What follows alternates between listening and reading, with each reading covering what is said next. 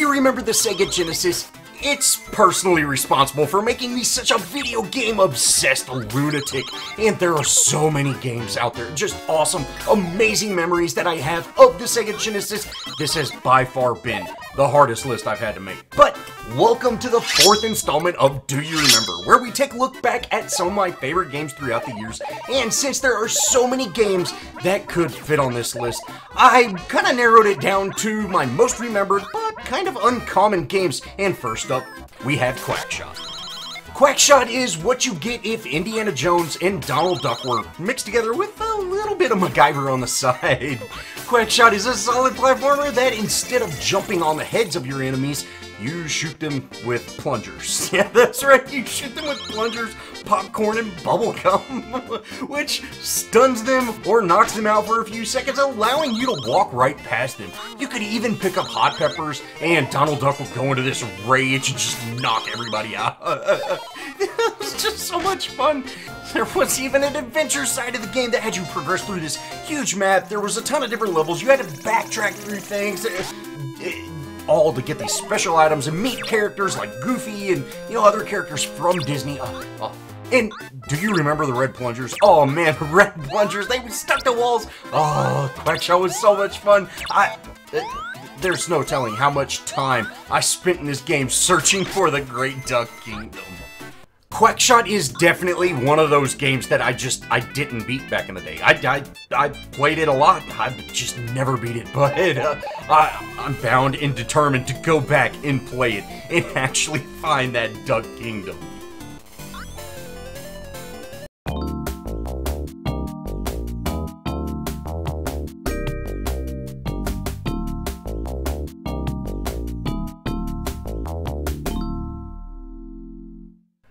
Rolling Thunder 2 is stuck in my mind for being the hardest game I have ever played. Although it seems simple enough, trust me, it was tough. You played as this task force agent who was on a mission to take over, or, to take out some organization that was destroying the world's satellite system. And like most all Genesis games, there were no save points in this. You had to remember these passwords that you got at the end of each level. Do you remember the manuals? Back in the day, the manuals had the, things you could jot down notes in the back of them, and there was like a devoted section to passwords that had, like 4 little lines laid out to where you could write them down because you needed these passwords. And the regular enemies, they were so easy. They just shot these real slow flying bullets that, you could duck and dodge them, and other than, a couple throwing grenades, the enemies were not hard at all, but you just couldn't do this. This game was so difficult.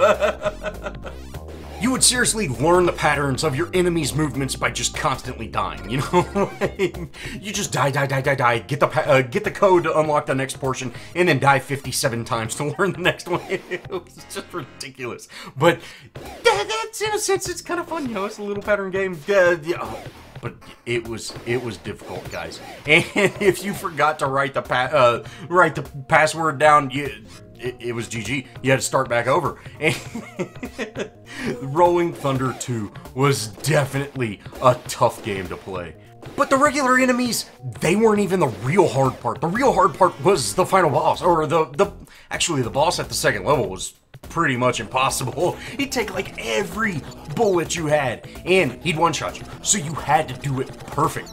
And the whole time he's walking forward, and if he walks all the way forward and you run out of room, you lose too. So you had to shoot, dodge, and shoot a lot. Oh man, the game was an absolute nightmare to play, but so much fun at the same time.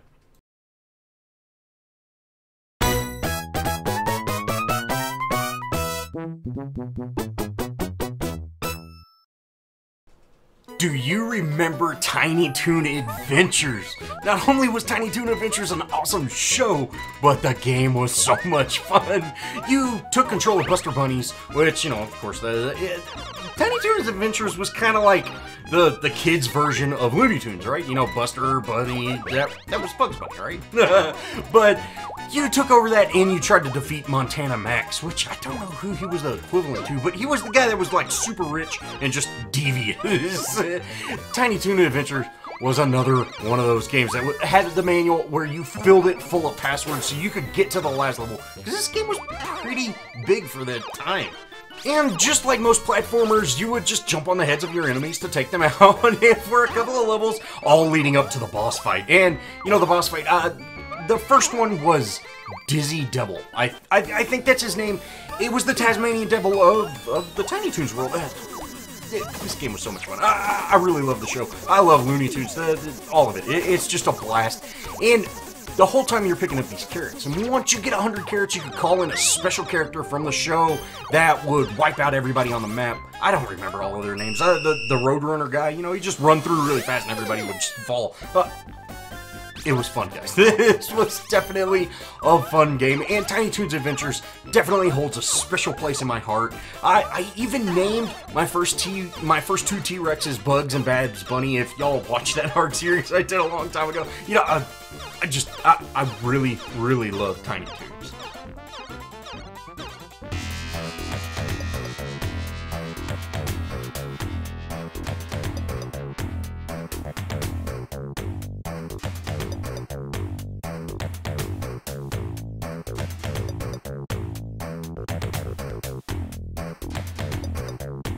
Kid Chameleon is probably a game not many of y'all have ever even heard of, let alone remember. But this game was definitely one of my top remembered games, and I've even gone back, before I even made this video, I've even gone back and played this game again because I don't know, I really, really love this game. It's so much fun. And basically, it's got a very silly story behind it, but there's this new game at the local arcade that has a boss in it that starts abducting players, and you're just a cool kid that can go in there and actually stop him. I don't think I ever beat it. This game is absolutely massive, and it's huge, guys. But there were a ton of different heroes that you could transform into. There was a samurai, a rhino dude, a whirly guy that could fly, and, you know, my personal favorite was the tank. You could turn into this guy that had a tank, and he'd just shoot cannons at people. There was even this character like Jason that would throw axes up.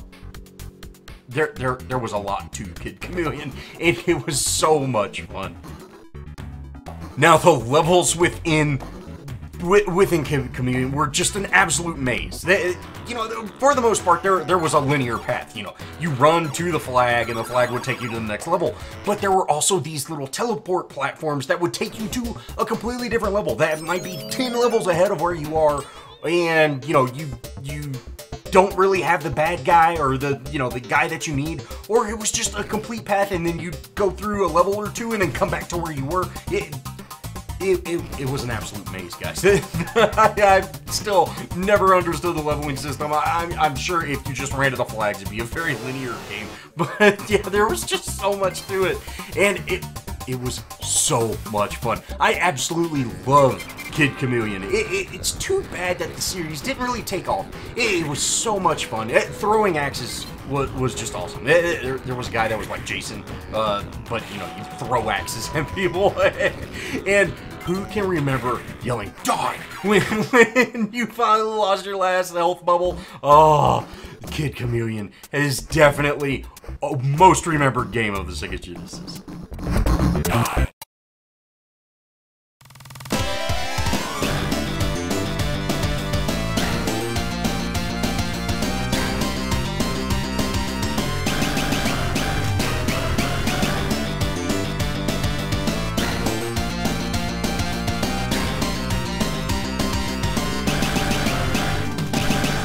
Now, my most remembered game of the Sega Genesis is none other than the Teenage Mutant Ninja Turtles in the Hyperstone Heist.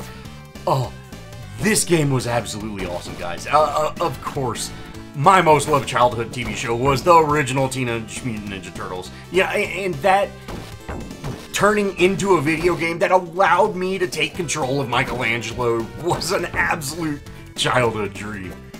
The story was basically Shredder had stolen Manhattan using the Hyperstone.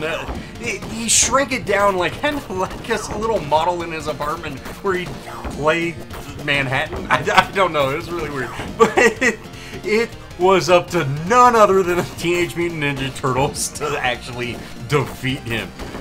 taking on foot soldiers and those weird robot things that Krang invented was the coolest thing I could have ever imagined. You know, it was so much fun. Beating up all the bosses like Leatherhead and Bebop and Rocksteady, just to have them come back more powerful, just to shut them down again was absolutely awesome.